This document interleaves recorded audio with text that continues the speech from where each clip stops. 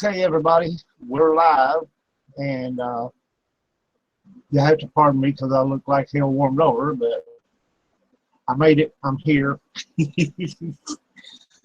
um, Don't know where my megadoodle's at, but I'm sure she'll be around. Anyway, we're talking about haunted objects tonight. A haunting occurs when a ghost or other supernatural being refuses to move on after death, instead choosing to dwell among the living. Though most people associate hauntings with houses, a spirit or demon can attach themselves to just about any object, from jewelry to paintings, etc. Right, Mary? Possessed possessions, demon dolls, haunted objects. You never know what you bring home with you from an antique store or yard sale. There are many stories of objects that are reported to be cursed or haunted. Many of these terrifying objects have brought great misfortune to their owners, manifesting themselves in financial and health woes. But what's even worse is that some of these items claim to be linked to that which is demonic, with owners claiming to have seen demons, ghosts, and frightful sights. Now, the first thing that we're going to talk about, and I worked on this one some, as I mentioned, is the Dybbuk Box. The story of the Dybbuk Box to me always didn't add up because I didn't think this guy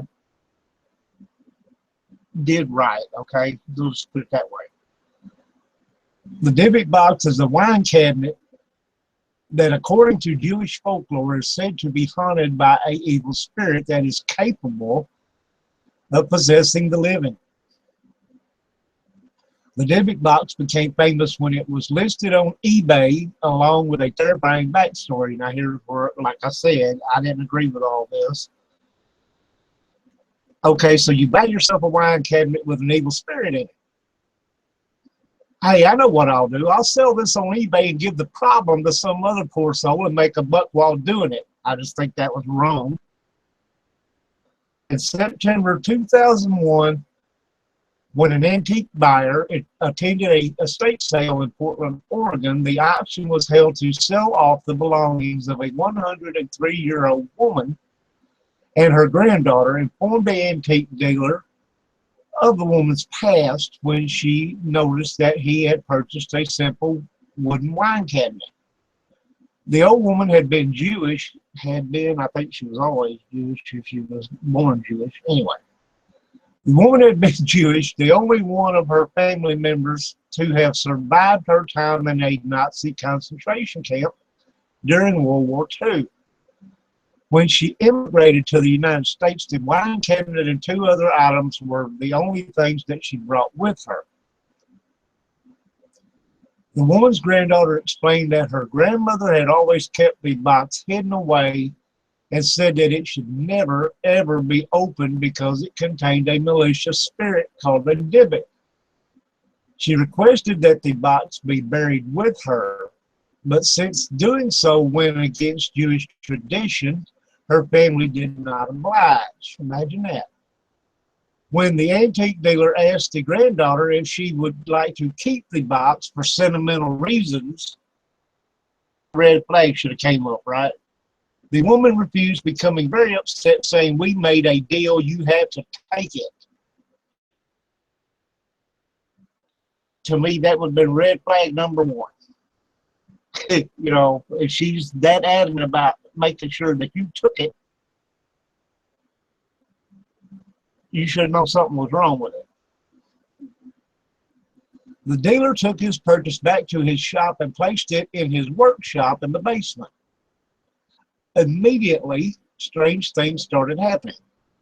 He was called by his frantic shop assistant, who said that the lights had gone out, the doors and security gates had locked, and she heard terrible sounds coming from the basement. When he investigated, he discovered a terrible odor of cat urine lingering in the air, and every light bulb in the place had been smashed. Red flag number two. The dealer gave the wine box to his mother. Now, this is what you do, right? as a gift, and the woman immediately suffered a major stroke. In the hospital, she spelled out hate gift as tears spilled from her eyes uncontrollably. Okay, so I bring this box to my workshop and all hell breaks loose. So how do I get rid of it? Mom, there's the ticket. That's it. I'll give it to my mom. No harm, no foul. She can deal with it. Does anyone not see a problem here?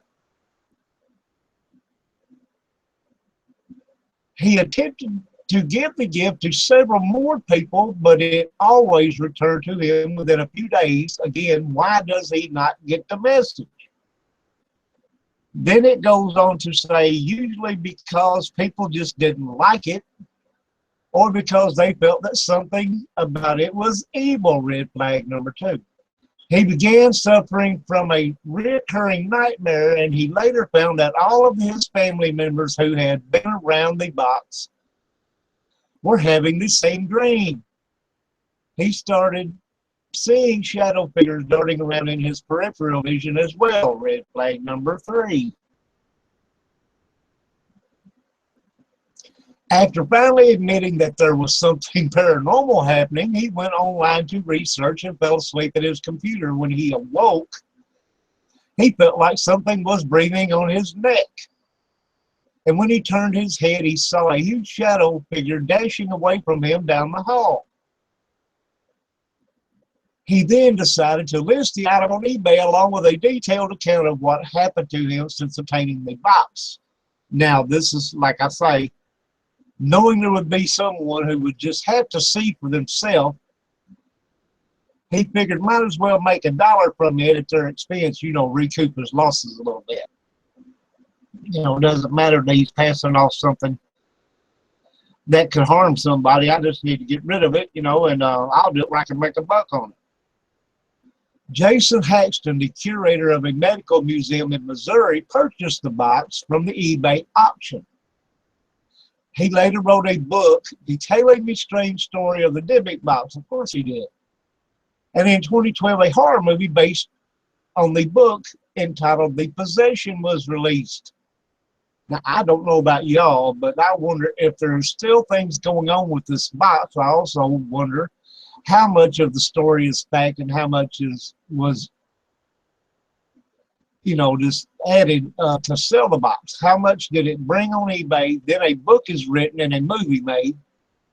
Seems like there was a lot of money being made off this box at other people's expense.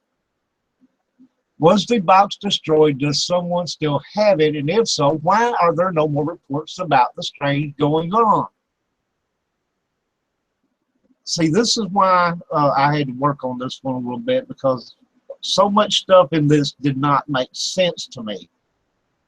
Why a person, if okay, just for instance here, if you brought something home that wasn't right and things started happening and everything, the first thing on your mind is not, well, I'll give it as a gift to my mom.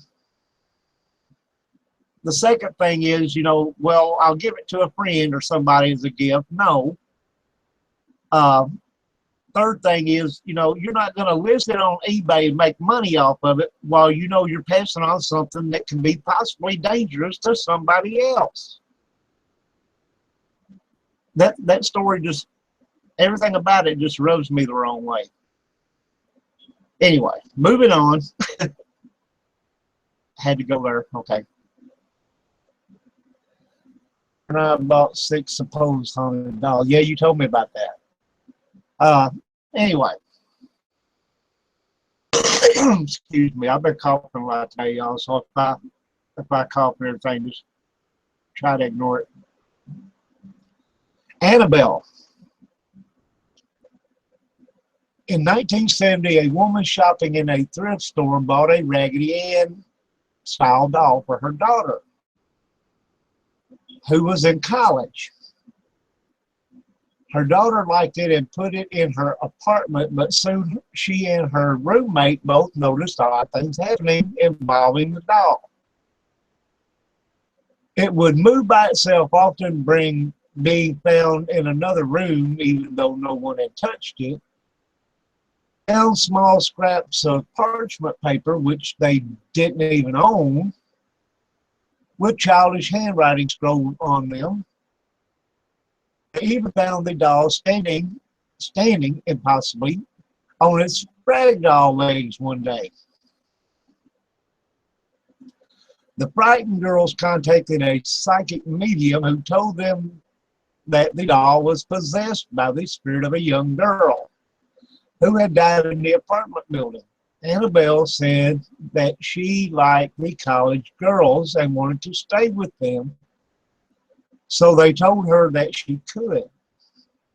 Unfortunately, granting the spirit this permission led to increased paranormal activity in their apartment, including having a male friend get attacked by the doll one night, leaving vicious scratch marks all over his chest and torso.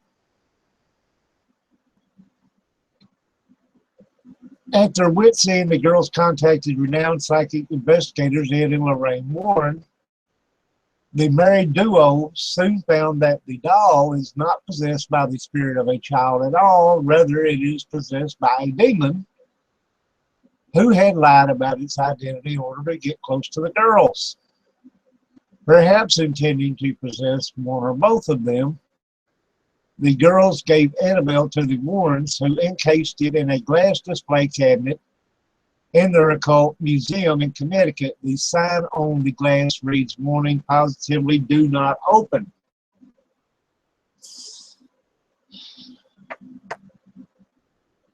Everybody knows about Annabelle, right? I mean, the movie and the whole 9 yards. So, yeah, Annabelle kind of sticks out. The eBay haunted painting.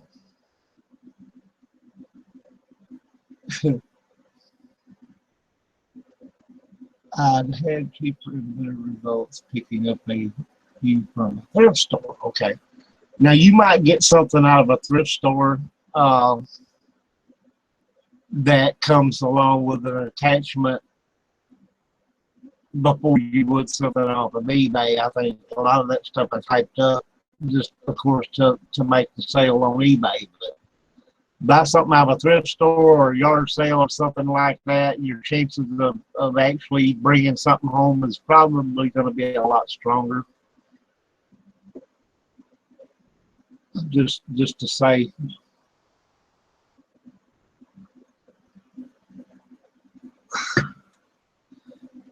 In 2000, an anonymous eBay seller listed a painting created by artist Bill Stoneham called "The Hands Resist Him." This painting is now largely considered to be one of the world's most haunted works of art. The painting features a boy and a creepy doll standing in front of a glass door. The painting was created in 1972 and purchased by Hollywood actor John Marley. It was then bought by a California couple before going up for sale on eBay, along with a dire warning about the problems involved with owning the object. According to the couple, the figures in the painting moved around at night, sometimes disappearing from the canvas entirely. The boy in the painting was said to actually enter the room where the painting hung, and everyone who viewed the painting reported feeling sick and weak. Small children would take one look at the painting and run from the room screaming. Adults sometimes felt like unseen hands were grabbing them, and others said that they felt a blast of hot air as if they had opened an oven. Even those who viewed the painting online claimed to feel a sense of unease, dread, or terror when looking at the painting. One person even claimed that their brand new printer refused to print the photo of the painting. However, it worked fine on every other print job. The painting was purchased by an art gallery in Grand Rapids, Michigan. When the gallery spoke to the artist who had created it, he was surprised to hear that his work was at the center of a paranormal investigation, but he did mention that two people who originally displayed and reviewed the painting, had died within a year of viewing. The hands resist him.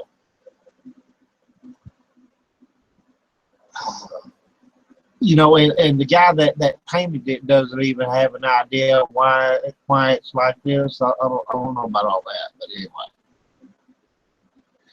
Myrtle's Plantation's haunted mirror. Now, I know there's probably a lot of y'all that's heard of that. Myrtle's Plantation is allegedly a haunted bed and breakfast that is largely considered to be the most haunted home in the United States. And I hear that just about every different one you talk about in the United States. It's supposed to be the most haunted house in the country, as well as one of the most haunted houses in the world. The plantation dates back to 1796, and it was built on a Native American burial ground. And I've heard that about, I don't know how many of these places also. And whether it's true or not, it could possibly be, but I don't think they all are. I think some of it's hype. Additionally, it is rumored to be the location of at least 10 murders, and paranormal events are an almost daily occurrence. Perhaps the most haunted item on the premises is a mirror that was added to the home in 1980.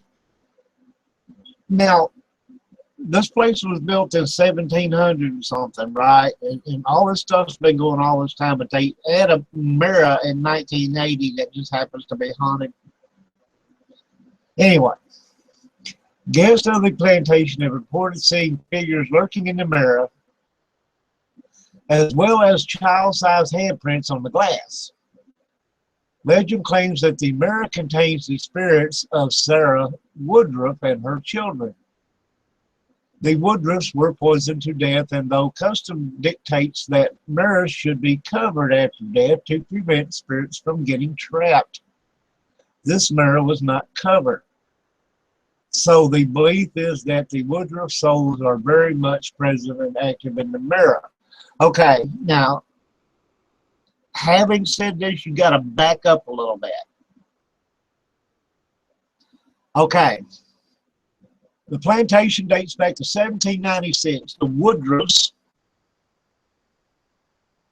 supposedly were the people that built it on the house, I guess. This, you know, was like pre-Civil War and all this stuff. But yet, right down here at the end, the Woodruffs were possessed to death. And it says that the mirror spirits of Sarah Woodruff and her children. Now, when did the mirror take on the spirits of Sarah Woodruff and her children?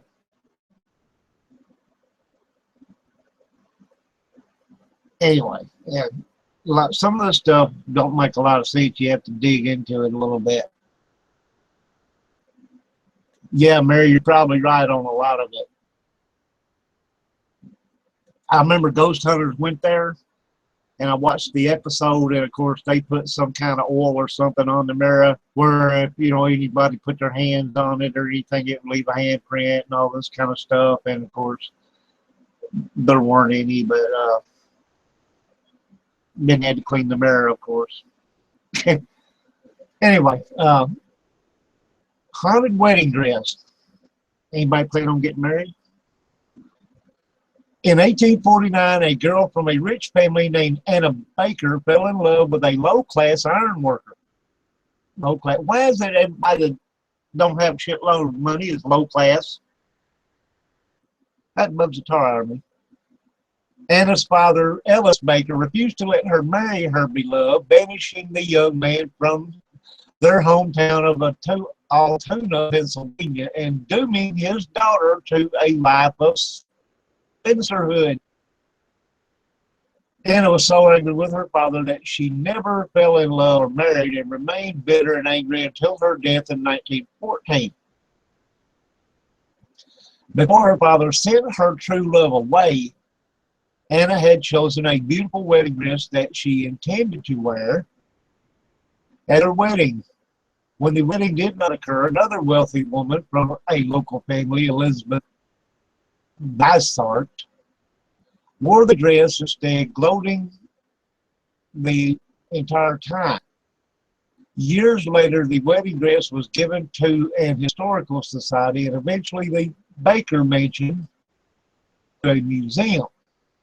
The wedding dress was placed in a glass case in what was formerly Anna Baker's bedroom.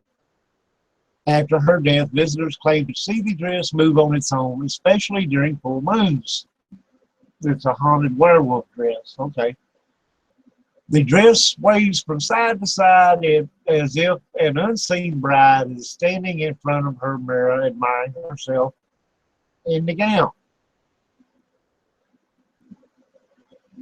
Investigators who have searched for drafts and other naturally occurring circumstances have come up empty-handed. No one can be sure why the dress sometimes moves by itself, though many speculate that the spurned bride, Anna Baker, has reclaimed her dress at last.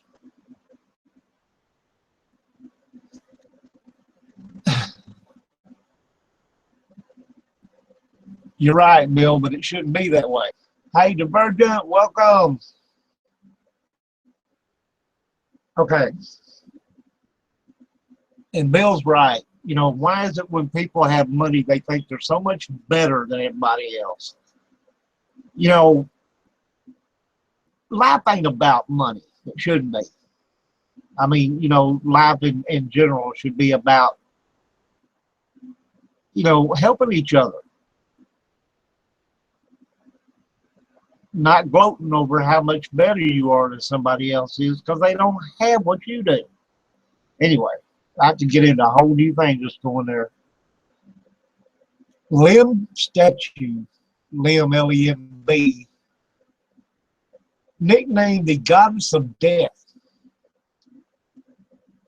The woman from Limbs is a statue carved from pure limestone that was discovered in 1878 in Limb, Cyprus. The item dates back to 3500 BC and is believed to represent a goddess similar to a fertility idol. The statue was first owned by Lord Elephant, and within 6 years of having the statue in his possession, all 7 of the Elephant family members had died from mysterious causes. Both of the next 2 owners, Ivor Mancini, Mancia, and Lord Thompson Noel, also died along with their entire families just a few short years after taking the statue into their homes. The 4th owner, Sir Alan Dybbuk, died as well, along with his wife and 2 of their daughters.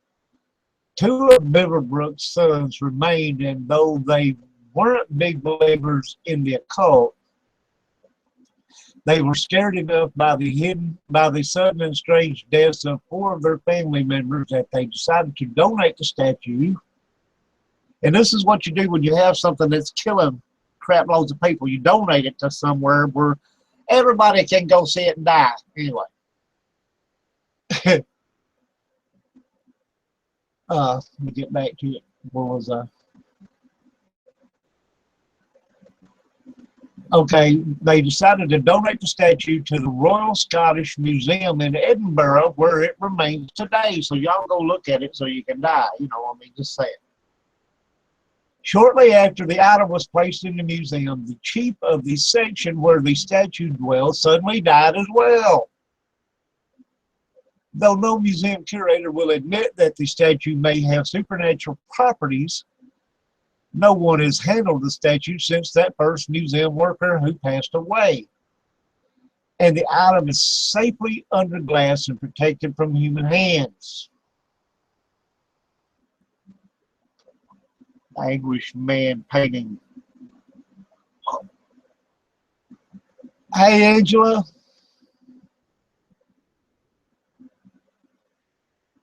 Okay, the Anguish man painting. This scary looking painting was kept in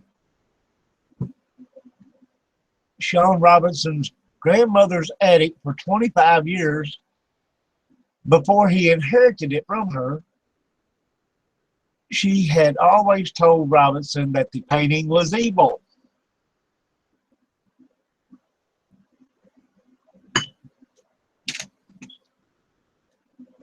Explaining how the artist who created it had used his own blood mixed with the paint and had killed himself shortly after completing it.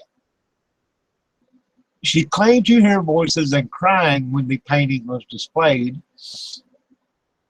and to see the shadowy figure of a man in her house, which is why she locked it away in the attic.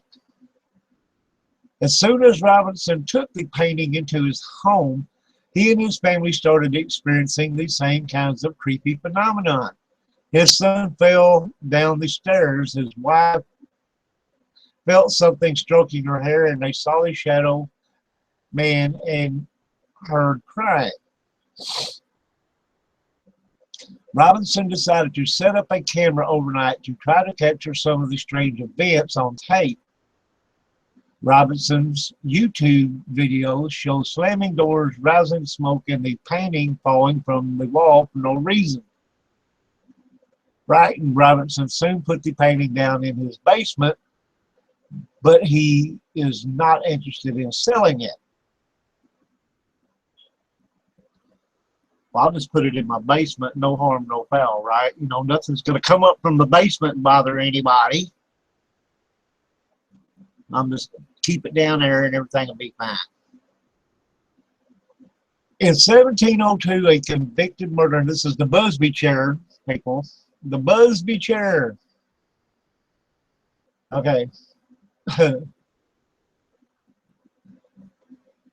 Angela Hunt. Hello, Angela Hunt, that is. The Busby Chair. In 1702, a convicted murderer named Thomas Busby was about to be hanged for his crimes. His last request was to have his final meal served at his favorite pub in Thirsk, England.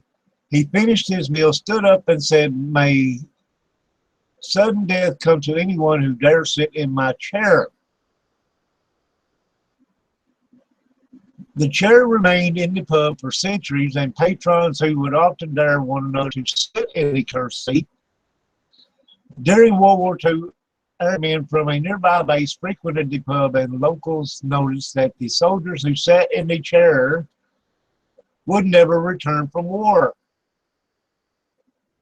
In 1967, 2 Royal Air Force pilots sat in the chair, only to crash their truck into a tree just after they left.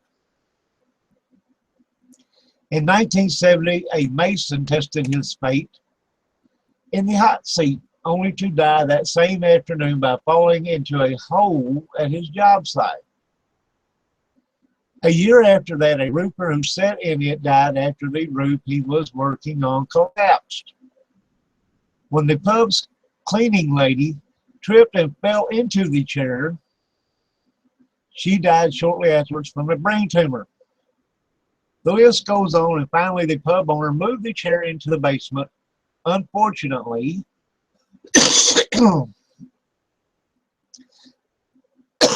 even in storage, the chair claimed another victim. After a delivery man took a quick rest while unloading packages in the storeroom, he was killed by a car accident the same day. Eventually, the pub owner donated the chair to the local museum in 1972. Raised the chair by hanging it 5 feet in the air so that no one can possibly sit in it by mistake again. Fortunately, no one has sat in the chair since. Okay. Now, I don't know about chairs hanging from the ceiling, but I know Dusty's bed hangs from the ceiling. Anyway, some of my paranormal clients swear there's demons in their attic, and I was like, well, buddy, I'm not going up there.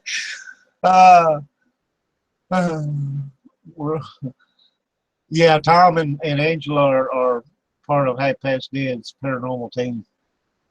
And we are honored to have them with us. They're great people, you guys. And also Divergent Path. We have worked with these two a few times, and they are awesome people. You can't ask for better people to work with. They're just really, you know, they're very professional about what they do, and they're very nice people to talk with. You know, I mean, there's not much better you can say about them. They're great people. So anyway, having said all this, let's get back here. Hey, Michelle Vander Doren, and I always don't think I pronounced your last name right. If I didn't, I apologize. Okay, the haunted baby dolls. This is a true story of a haunted walking toy doll. It was found in an abandoned barn house in the attic in a hole in the wall. The farmhouse was left unoccupied for about 15 years when the previous owner died of a heart attack while working in the fields. The wife of the farmer moved closer to town, and the house set in a field in Luseland, Saskatchewan, unlived in. Previous to the ownership of the house in the attic of the 1950s, the woman died by suicide.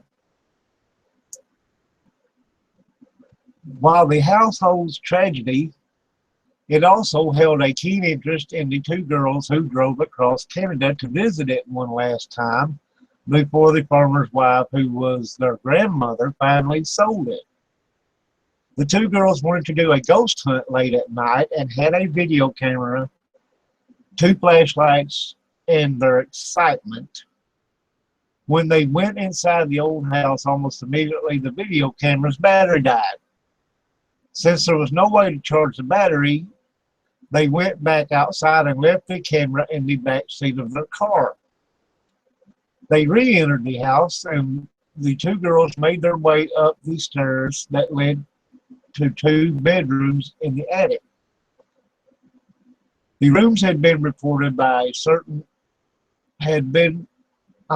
rooms had been separated by a curtain and were now empty. As they walked into the second room, whose window can be seen in the photo, I don't know what photo we're talking about, they saw a small hole in the wall. One girl bent down and shone her flashlight into the hole in the wall and said, "There's an old toy in here." As soon as the words left her mouth, the toy started walking towards her. Startled, she grabbed the toy, and the girl stood there stunned. Then suddenly a white flash flew into the window at their heads, and while screaming, they ran from the house and into their car.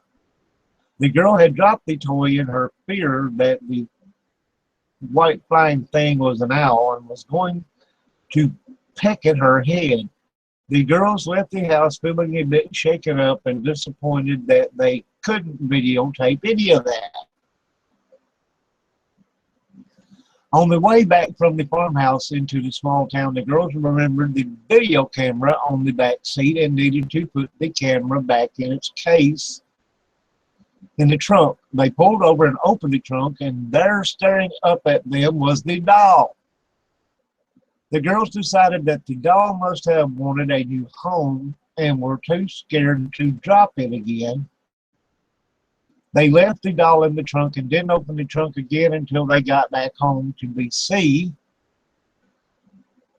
Fast forward 20 years, and here I am cleaning out the closet of one of the girls who happens to be my mother. As she dug into a box of old photos, she goes, "This is odd." There was the creepy doll. Once again, staring back at her, she said she left the doll at her mother's house, who has no idea who would have belonged to. She said the year on the doll was 1977. Make no sense, as they lived in that house up until 1982, and by 77, all the residents were teenage or older. No one had a baby or a child or even any reasonable reason to hide that doll in the hole in the attic wall. To this day, the doll remains a mystery as to why it always finds itself in my mother's possession. We're fixing to get into something I just know y'all are going to love. First, Dusty, when you need haunted clown doll.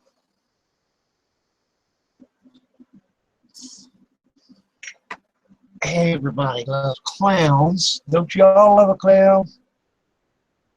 We have one that's wooden with movable joints. That was dated in 1910 on the back. It was my grandma's. Very cool.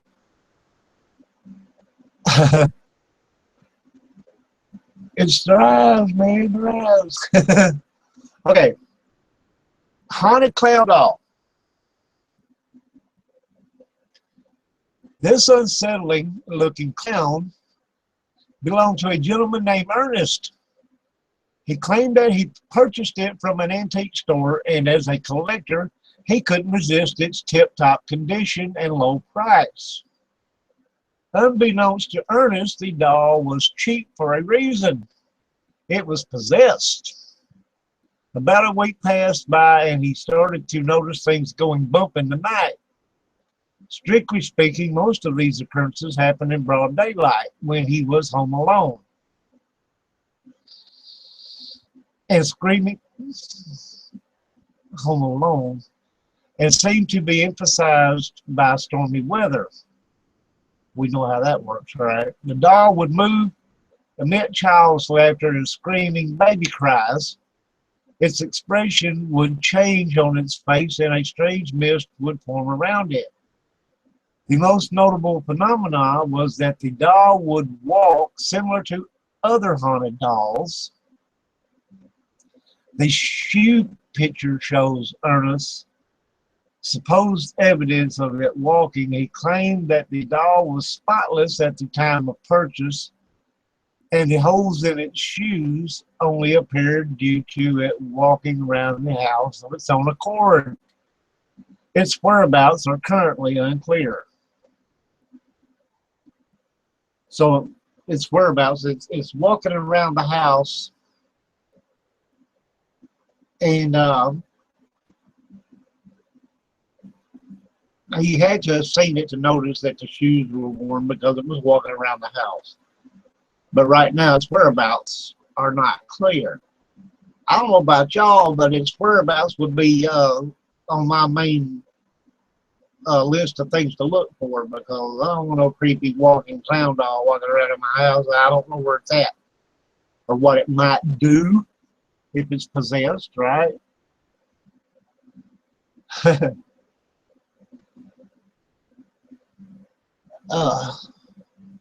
Haunted instruments, especially guitars, yeah. Well, if I pick up a haunted, possessed guitar, it better make me play like Stevie Ray Vaughan or something, all I gotta say. You know. Haunted piano. Mary's son found an old upright piano through his salvage business. Knowing his mother had always wanted a piano, he had it delivered to her house. Mary had the instrument placed in her breezeway. She cleaned it up, polished it, and had a man come out and tune it. The piano quickly became one of her prized possessions. Several years passed without anything occurring unusual, that is. Mary, who was in a habit of taking a short afternoon nap, started to awaken to the sound of random notes being played on the piano. At first, she thought it might be the wind,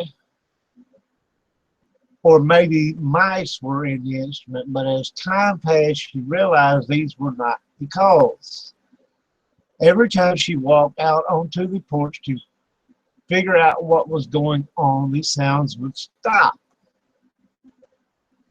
One afternoon, as she watched her granddaughter, she heard the piano notes play. With each key that was struck, the noise became louder. As the weeks passed, the piano began to play songs instead of random notes. Mary now was woken up in the middle of the night to the sounds of the piano playing. This began to occur on a regular basis. Mary, feeling nervous and upset, was relieved when one day her daughter heard the piano playing. This confirmed in her mind that she was not going crazy. Other members of her family also heard the piano play. The family concluded the instrument must be haunted. Really?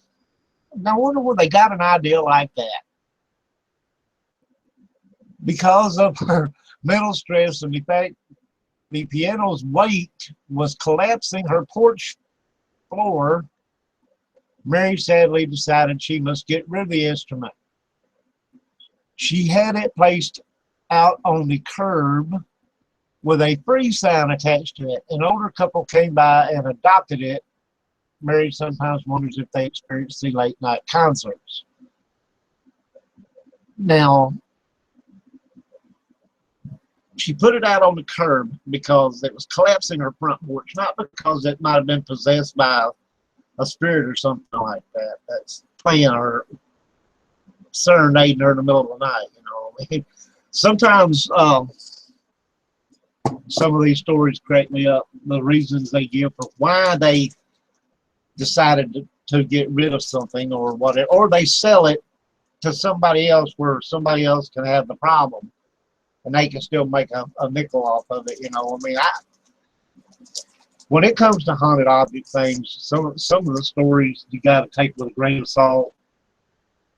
Well, and that's with a lot of other supposed paranormal activity also.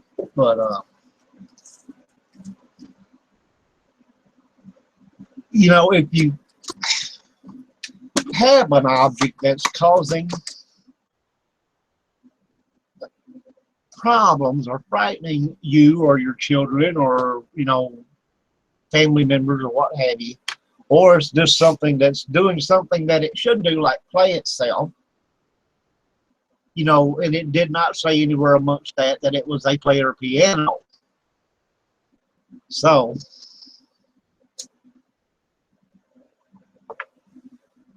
I don't know. Anyway,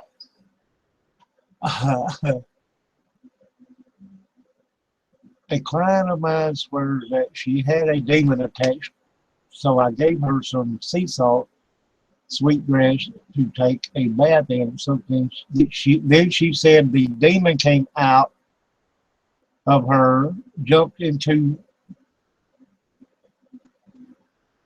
her boyfriend.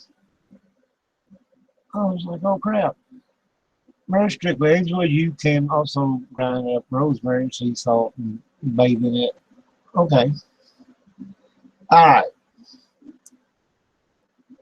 The haunted Mariette, you know what I'm talking about. This curious item once belonged to the English theater actor James Fontaine. He was best known for playing the role of Hop Frog, a jester character from the stage adaptation of Edgar Allan Poe's story of the same name. It was during one particular performance in 1922 that he lost his life to a freak on stage accident. Part of the set fell from above and decapitated him, bringing his head into the horrified audience. Now, I know this is going to sound morbid, but I got to crack a joke here. Can you picture this like the baseball field where they hit a foul ball that goes up into the audience, you know, and somebody catches it, and it's a prize possession. So somebody catches this guy's head and puts it on a mantle and everything. Yeah, I got the prize. Anyway, okay. After his death, it was believed the prop was cursed because whatever it was kept, it, wherever it was kept, fires kept breaking out. A strange coincidence, as fire also plays a part in Poe's tale. The jester takes his revenge out on the king and his cabinet by setting them ablaze. The prop is pictured here with the mysterious crosses which appear on the walls of the late actor's home after the death of 7 close family members. The house was riddled with damp, which seemed to disappear overnight, leaving these ghostly markings. Visitors to the house have reported hearing eerie laughter and the sound of tinkling bells coming from the attic, where the jester's stick was kept locked away in a trunk. Okay, haunted spools.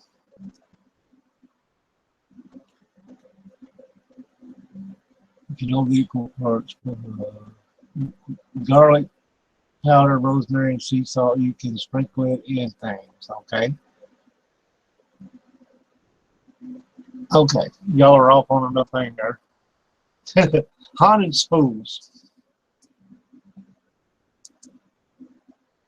A grandmother who lived in French Canada in the days when people still spun their own yarn to make their garments used to hire a woman in the neighborhood to come to her home and spin and wind yarn on spools. One poor neighbor named Lucy was hired. She then made off with several spools that belonged to the grandmother.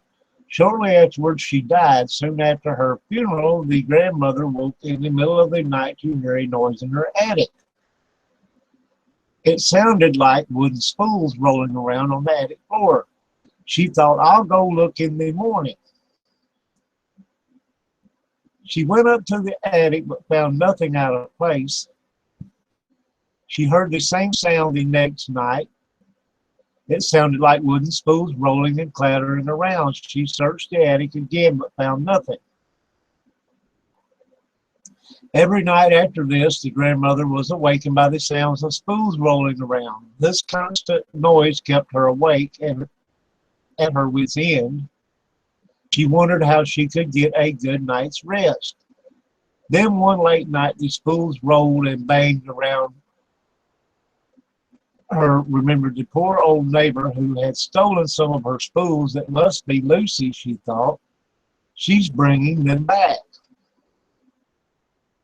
She quickly got out of bed and went up to the attic stairs. She carefully opened the attic door and called out softly, Lucy, is that you? Lucy, it's all right. You can have the spools. At once the sound stopped and the old grandmother never heard the spools rolling again. Gotta love happy endings, right?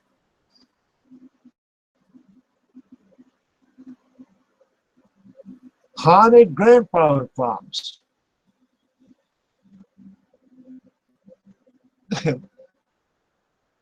Clocks often remind us of just how short life is. People often refer to time as running out. Others refer to it in terms of not enough time or fleeting. There are many tales of haunted furniture.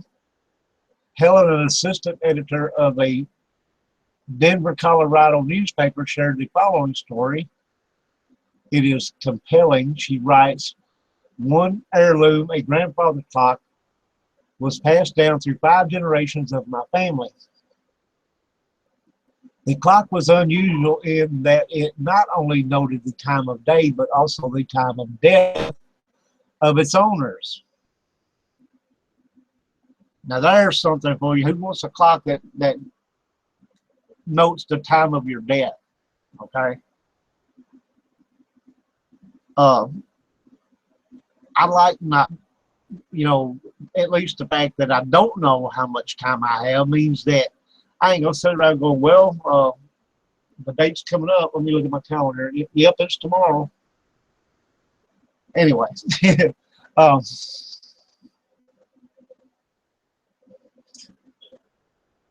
my great grandfather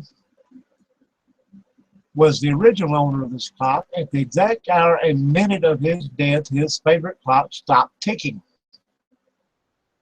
My great uncle then inherited this clock.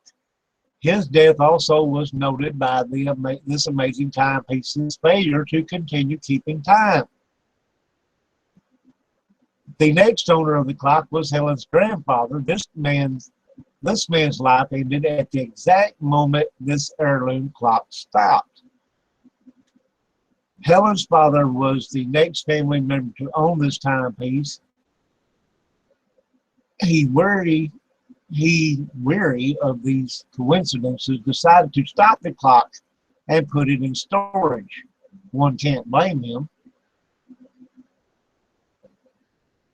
The clock this time did not note his passing. Helen, anxious to end the strange connection this clock had to her family, decided to sell it. There you go. Give it to somebody else so it can stop their clock. Okay.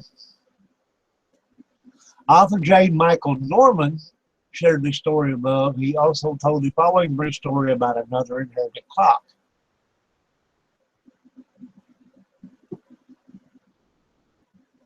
After one family's uncle died, they removed several items that had left to their home.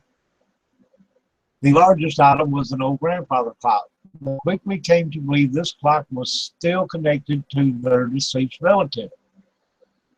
Whenever they stood near it, they experienced odd emotions. They also often felt cold spots.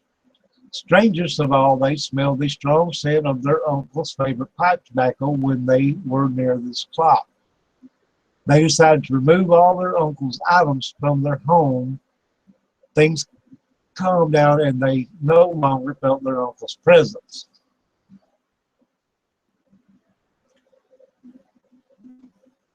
Yes, Angela. Hogan. Haunted Titanic Exhibit. One of the most tragic maritime disasters happened on April 15, 1912. The passenger ship Titanic was on its maiden voyage crossing the North Atlantic Ocean when it struck an iceberg and sank, and it's supposed to be unsinkable. Y'all got to remember that. The unsinkable Titanic. More than 1,500 passengers and crew members perished with the ship. In the years since this tragedy, many strange stories have been told. The most recent involves the belief that the Titanic exhibit is haunted. This exhibit is housed in the Georgia Museum. It contains over 5,000 artifacts taken from the ocean floor in recent years. 125 artifacts from this exhibit have been on tour across America. As this exhibit has toured, more and more witnesses have come forward to report the odd activity they experienced while they viewed this exhibit. Many have reported hearing disembodied voices. Others stated they felt an eerie presence around them as they moved from one artifact to the next. It is not uncommon for spirits to attach themselves to objects.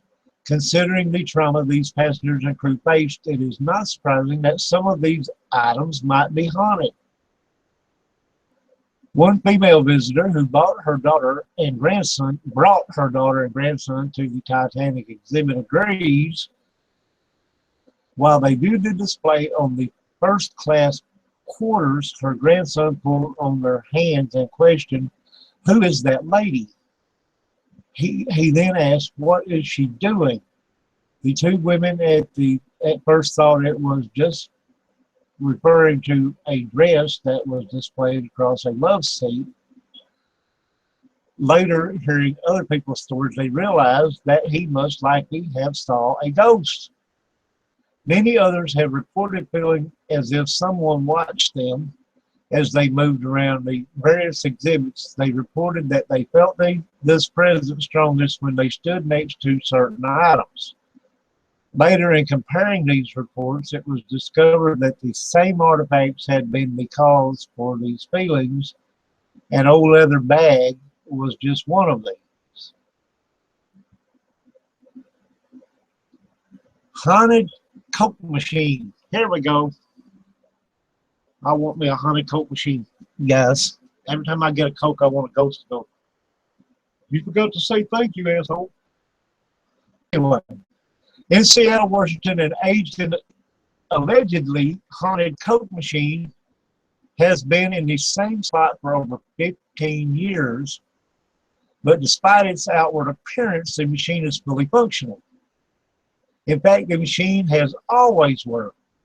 Some of the drinks it dispenses are normal Coke products, but some are products that are no longer on the market and don't exist anymore. How interesting is that?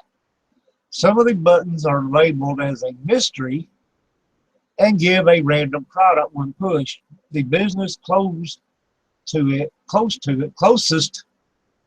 it, I'll get it right in a minute, a locksmith state that they have never witnessed anyone restocking the machine at any time. No one ever has. And the mystery of it has attracted tons of people to test out the machine for themselves. It's also pretty interesting to note that the prices for these sodas have risen over time, recently being from 55 cents to 75 cents. Now, you're going to buy a drink out of a machine that has never been refilled in 15 years, that spits out stuff that has nothing to do with Coke products. I hope if you get one, you're saving it for a souvenir and you're not actually drinking the contents of the stuff, because who in the world knows what might be in there?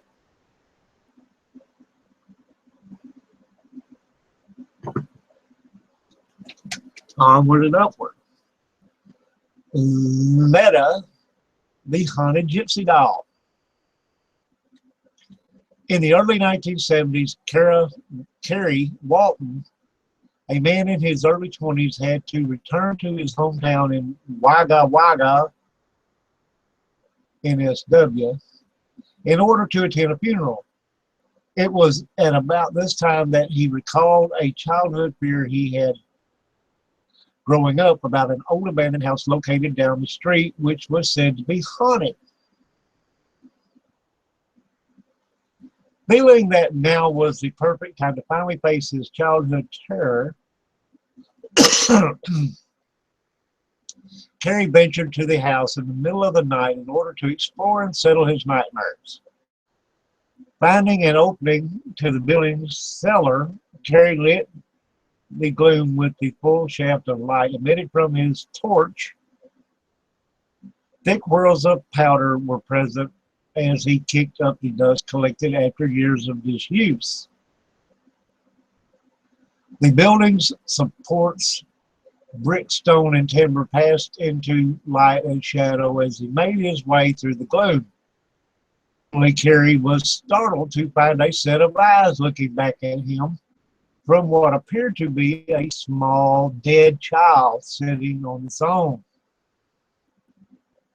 However, it was not a child at all, but an old and quite grotesque-looking marionette. Having been creeped out enough for one night, Kerry grabbed the doll and left. He returned home. He left the doll in the lounge room and went to bed. Kerry could not stop thinking about the doll and felt a little uncomfortable knowing it was laying not too far away. He got up, placed the doll in a bag, and put it under the house. Soon enough, Kerry was offered some money for the doll, and he was more than happy with selling this creepy souvenir. In the house, he and the doll took a journey to where it was to be sold, but upon arrival, Kerry could not bring himself to part with it. He broke the deal and took the doll back home. Well, at least he didn't pass off a haunted object on somebody. I have to give him credit for that. With the doll having some sort of hold on him, he wanted to get some information about it. With its old antique look, a trip to the museum for some advice on where to get information was decided upon. However, the museum was unable to give quite a lot of information. The nails used to keep the doll's feet to the legs aged the doll at about 200 years old, and the style of it made it almost certain to have come from Eastern Europe.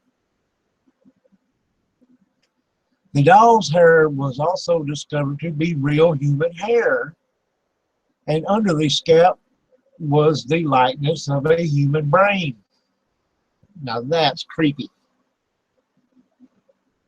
The history of the doll grew when several psychics provided more information about its background.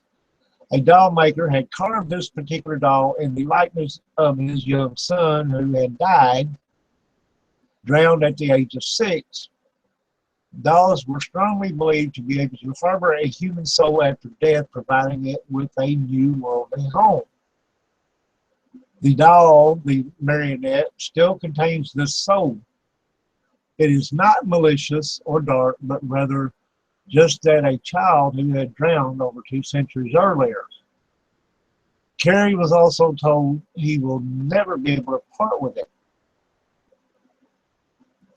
The doll, now named Letta, due to its European gypsy origins, brought out curious reactions in many who saw it. Dogs would go into hysterics, snapping and barking at the doll, attacking it. Something about the eyes bringing about strange emotions of fear and sadness. On more than one occasion, women have broken out into weeping, screaming hysterics, or just fainting altogether. Letta is also said to be able to move of its own accord, changing positions or at times pulsing when being held. The doll still remains in Carrie Walton's possession. Although still quite spooky, Carrie has gotten used to Letta and will never let it go for fear of the misfortune that has been predicted by many psychics should he ever do so.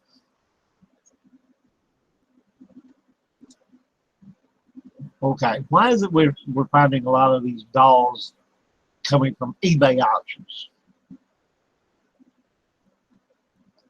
The eBay voodoo dolls. In 2004, a woman from Galveston, Texas bought a voodoo doll from New Orleans through eBay. It arrived bound in a metal box. She believed that it was just a strange artifact and decided to put it on display in her house. It was not on display for long when the doll started to attack her on a regular basis, leaving her with cuts, bruises, and a large gash on her leg. The doll also took to moving itself around the house. The woman would often hear noises in the night and come downstairs to find the doll in a new location. This behavior continued until one night when the doll scratched her so deeply that she had to go to the hospital. When she returned home, she put the doll back in its box and locked it in the basement. For weeks, evil giggling was heard through the basement door, and the doll was even starting to appear in her dreams. At the point of mental exhaustion, the woman decided to destroy the doll. First, she tried to burn it, but the doll would not catch fire. And then when she tried to cut it up, both the knife and pair of scissors she was using broke. Finally, she decided to bury it in a cemetery to get rid of it. After spending a night in the cemetery, the doll reappeared, laying dirty on the woman's doorstep. Then she tried reselling it on eBay, but the buyer wrote back to her saying that the doll had just disappeared from their home. Soon it reappeared again on the woman's doorstep. Finally, after 2 years of trying to get rid of the doll, the woman asked a priest to bless it for her. From then on, the haunting stopped, and she locked the doll in its box in the attic, never to let it out again.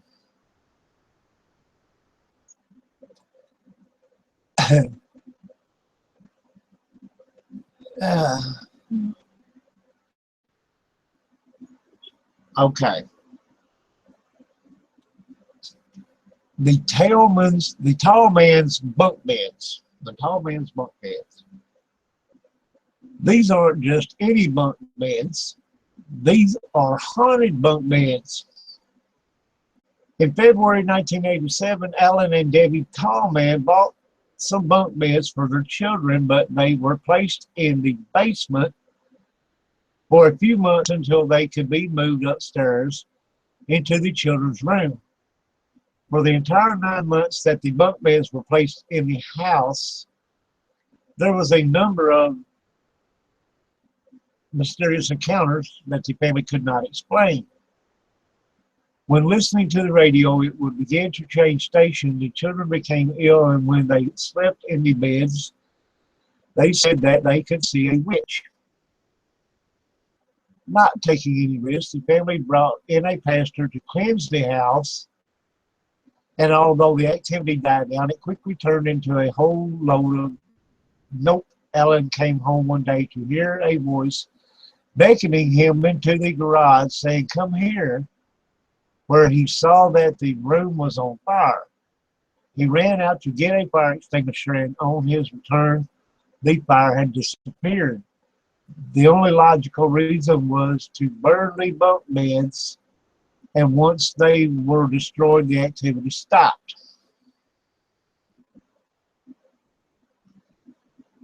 Woo! Are we having fun yet, y'all?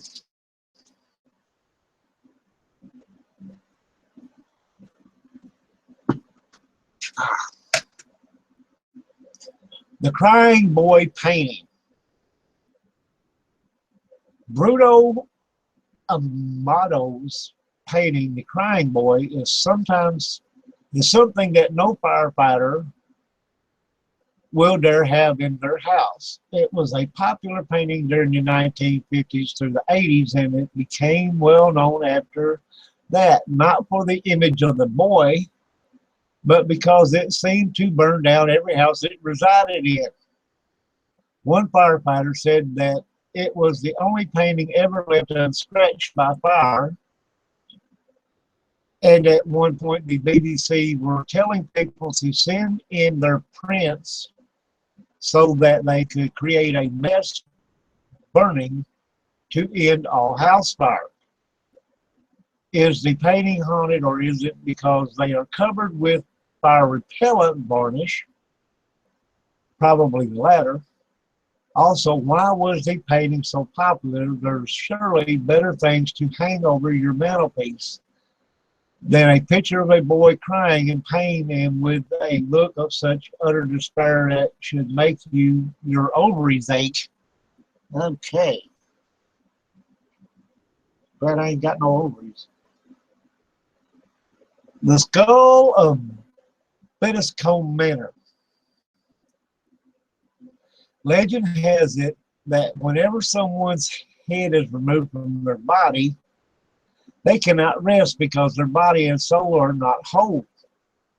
So they cannot move on. The skull of Bettiscombe Manor is that of a Jamaican slave who was angered at being sold in slavery and taken away from his home and family. So on his deathbed, he swore that he would never rest until his body was returned to his homeland. After his burial, there are many accounts of people who said that they hear screams and cries from the graveyard. Other disturbances were said to come from inside the manor house where he was enslaved, and for some reason, his skull is still there today. The rest of his skeleton has been lost. Perhaps he was in such a rush to get home that he forgot his head. Okay.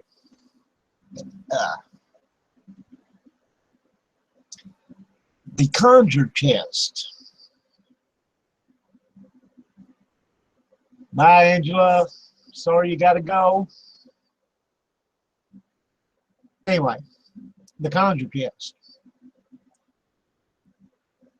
The conjure chest is another example of the wrath of those who were despairingly forced into slavery. Slave owner Jacob Cooley ordered one of his servants to make a chest for his son. Jose made a beautiful chest for Cooley's son, but for some reason Jacob was less than impressed with his efforts. He beat him so hard that he killed him. Cooley's other slaves, who were friends with Jose, vowed to avenge his unjust death, so they planned a ritual and got a conjure man to place a curse on the chest. Cooley's firstborn son died as an infant, and there are 17 other deaths also attributed to the curse of the chest. The curse has since been removed, and the chest is on display in the Kentucky History Museum in Frankfort.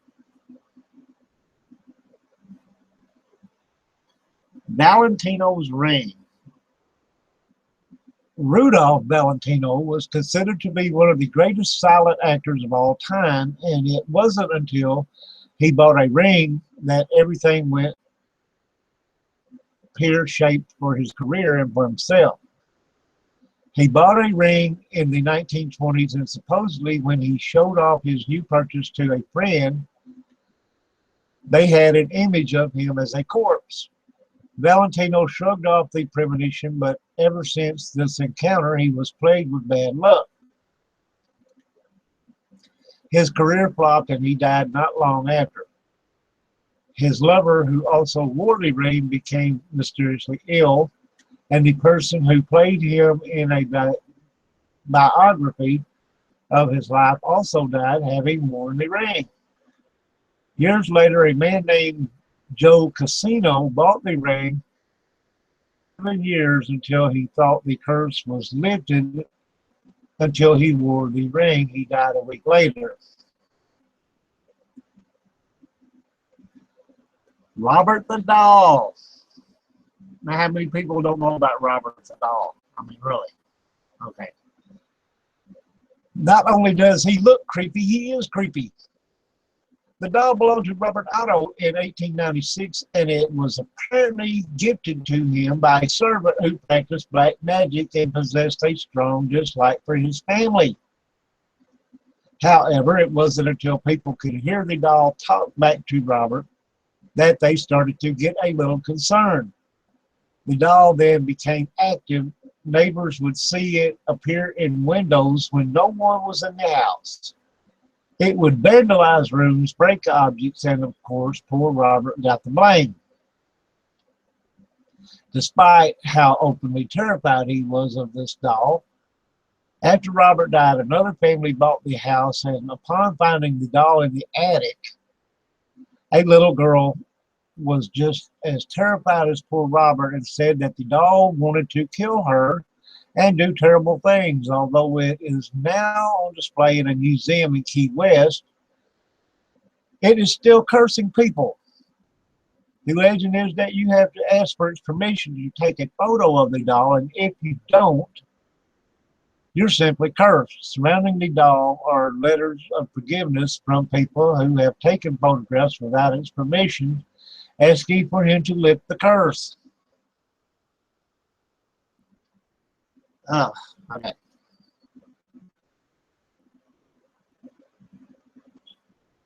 Onward and upward. Screaming Skull of Anne Griffiths. This is one of the most famous screaming skulls that can be found in Burton Agnes Hall in Driftfield, East Yorkshire. The hall was built during the reign of Queen Elizabeth I by Sir Henry Griffiths and his sisters. During the build, one of Sir Henry's sisters, Anne, was stabbed and killed by an unknown assailant. Before she passed on, her other sisters promised that her head would be removed from her body and kept in the hall. A bizarre last request if ever there was one. It is believed that when the skull is removed from the hall, noise of screams are heard, and the building would tremble and portraits would fall from the walls. Finally, one of Sir Henry's descendants agreed to keep the skull in the house, but only if it was bricked up behind a wall where it remains today. The ghost cane. The ghost cane was put on eBay by Mary Anderson. Here we go with the eBay thing again. A woman from Indiana, who hoped the sale would ease the fears of her 6-year-old son, who had come to believe that his grandfather's ghost roamed the family home. The cane reached 132 bids on eBay and was only accepted on the online bidding site, which usually rejects intangible items such as spirits or souls, because Miss Anderson made it clear she was only selling the cane so that her son would no longer freak out. This cane can be found in the Golden Palace Casino in Antigua.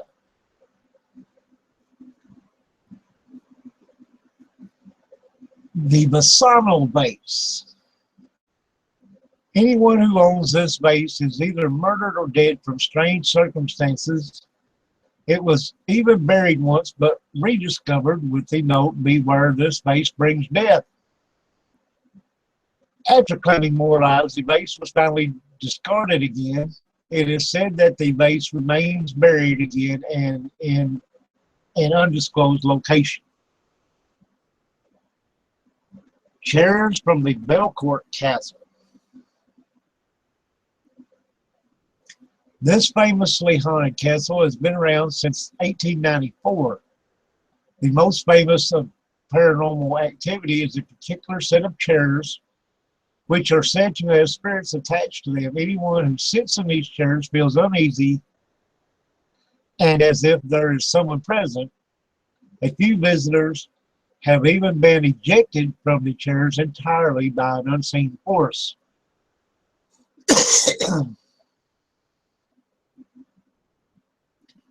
Poor Elmo. Haunted Elmo doll.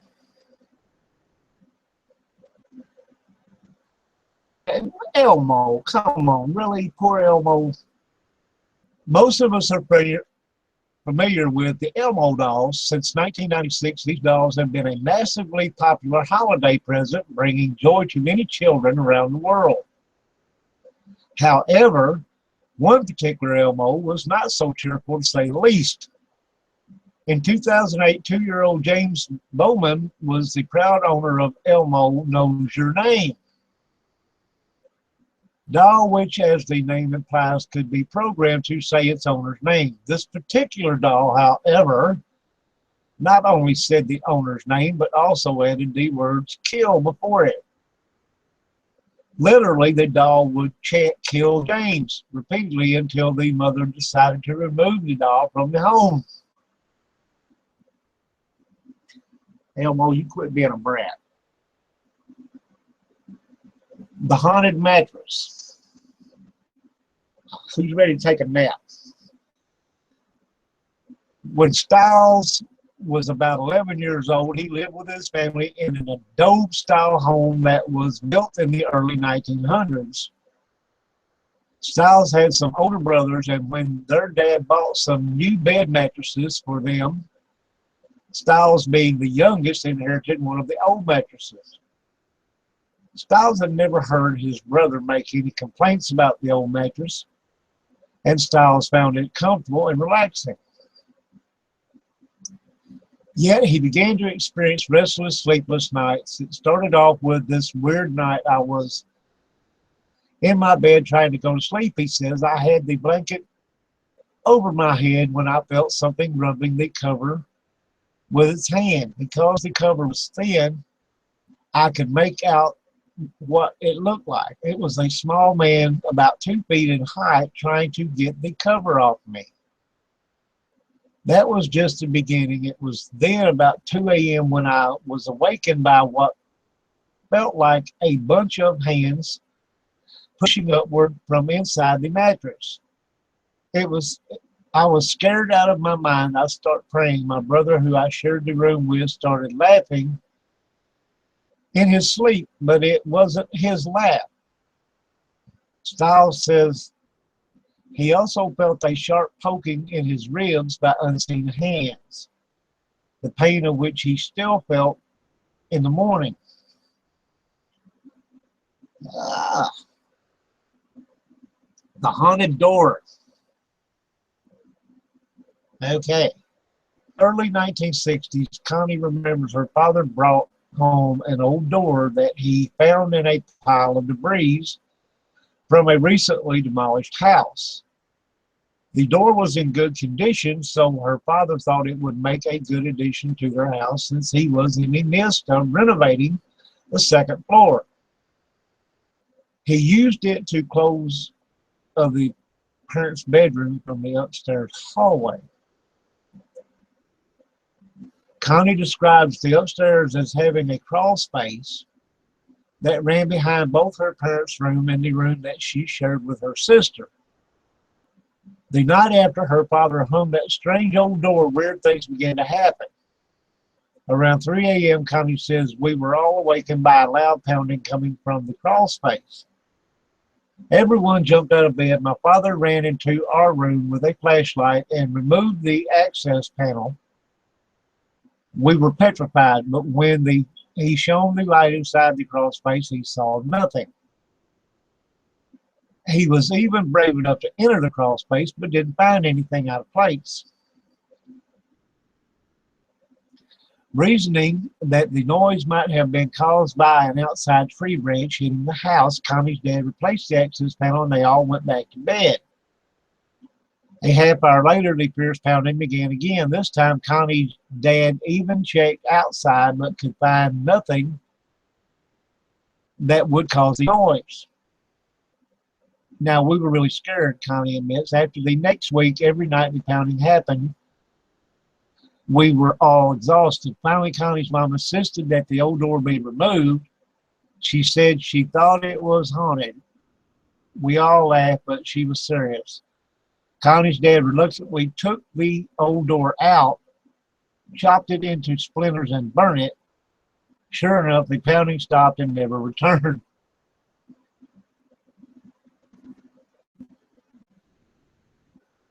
African gula chest. This attractive carved urn is currently offered for sale by a self-proclaimed satanic minister living in Connecticut. It may look like just another decorative piece of art for your home, but apparently what you see here is actually an African gula chest designed to bind demonic energies inside it, and it can be yours for just $150. This one is apparently playing host to a rather devious sect of the Ghoul Jinn. The seller promises to include a sealed document detailing everything that the new owner needs to know, but he accepts no returns, prefetching instead that once it is gone from his home, it remains gone. Gone, I tell you. Who was doing the country?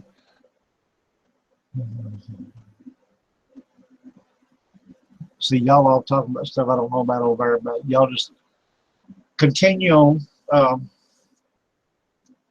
The dragon ring. Who wouldn't want to have their very own dragon?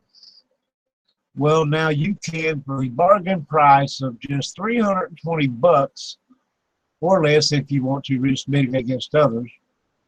This sterling silver and agate ring is alleged to be the vessel that houses the spirit of a green dragon, a creature older than most others in the paranormal plane. The seller will instruct the new owner in how to bond with the spirit. Okay, haunted evil doll. There are many dolls on eBay that claim to be haunted, but few are quite this expensive. This particular doll, who goes by the name of Eve, is currently listed by a Las Vegas-based seller for $1,666. The backstory goes that Eve murdered her lover and her sister after they fell in love with one another, before taking her own life. The owner claims that the doll cries brokenheartedly through the night and has been causing excruciating headaches. She is now seeking a new home for the doll with someone more experienced. Haunted objects comes in two general versions. They absorb the energy of their previous owner, or they're cursed by a magical ritual. Most common haunted objects can be anything. The most common possessions include dolls, jewelry, antique bed frames and headboards, paintings, especially self-portraits, mirrors, clothing, especially gowns, and chairs. I wonder why chairs. It's obvious why these objects absorb energy. They either have a great deal of contact with their owner, i.e. jewelry, or they capture the image of the owner, i.e. mirrors. An untimely death could also give the energy charge to the object. Always ask about the item's history before buying it. Many objects remain dormant until there's a change in its environment. Usually that means a new owner takes it to a new home, or you move into someone's home. That change in energy can activate the object. If you do have a haunted object, the following ghostly activities happen. Your possessions move on their own, not necessarily the haunted object. Apparitions and shadow people manifest. Nightmares become frequent. 3 per week or more. Bad luck happens around the home. Mirror injuries or plumbing. Illness become more frequent, like cold, flu, and food poisoning. The timing varies on these activities. Usually they start within the first 2 weeks, but it can happen on the anniversary of the previous owner's death. There are 5 ways to break the bond with the haunted object.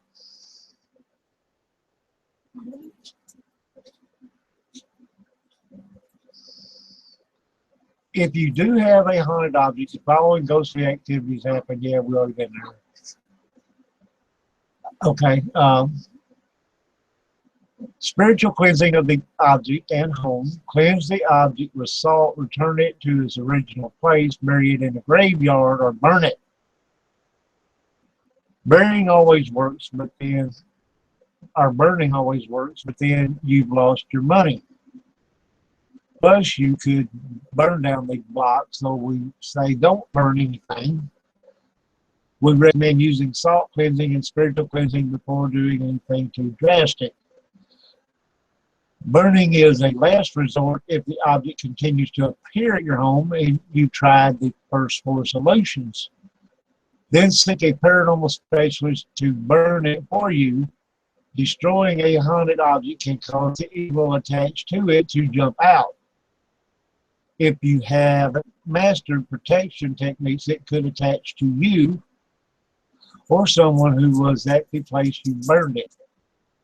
Then you'll definitely need a pro to destroy the object, break the attachment, and clear your home. And that, folks, is everything that we have for you tonight. I hope everybody enjoyed the show.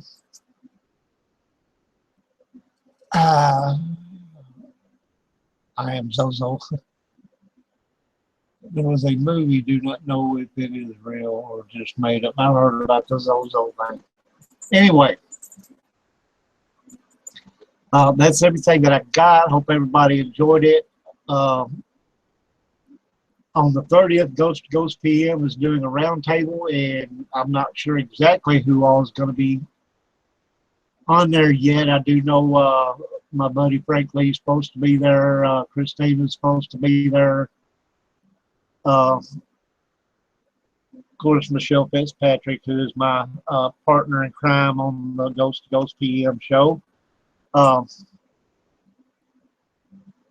And maybe a couple more, and I'm not exactly sure yet. Like I said, who that's going to be. She's supposed to get a hold of a couple of different people. That'll be the next one. Thanks, Mary. I appreciate it. Yeah, there's some strange stuff, and you wouldn't think about certain things being possessed by a spirit or something like that. You never know. Always be careful when you buy stuff from yard sales, especially if it's antique stuff. If it goes way back in that certain family, and all of a sudden, you know, they want to get rid of it or that. I mean, who just gets rid of their antiques, family antiques and everything, you know? There mainly be, what, two reasons. One, they're broke as a joke, and that's the only choice they have to make some quick money to get them out of the hole. Or there's something wrong with it, like maybe it's got a dead ancestor attached to it, you know, just saying. Thanks, Bill. Thanks, Divergent, Mary, everybody. It's Tom, all you guys, I appreciate you. Everybody who was watching but not in the chat, I appreciate all of y'all. And as I said, we'll be back on Monday. Hopefully I'll look better, feel a little better, but I know I look like hell. But anyway, I will see all you guys Sunday on the 30th for the round table. And in November, there's Ghost to Ghost has a couple of different ones already scheduled. And also there's just Paranormal Week, which is the 7th through the 11th, where I will be personally interviewing each team member of Just Paranormal, except for JP. He's not going to be one of the interviews, but there's 5 teammates. I will be doing one each night Friday. So y'all be sure to tune in for that. It should be interesting. With that being said, I am going to close this now, and I appreciate everybody. I'll catch you Sunday night for the round table. Good night, everybody.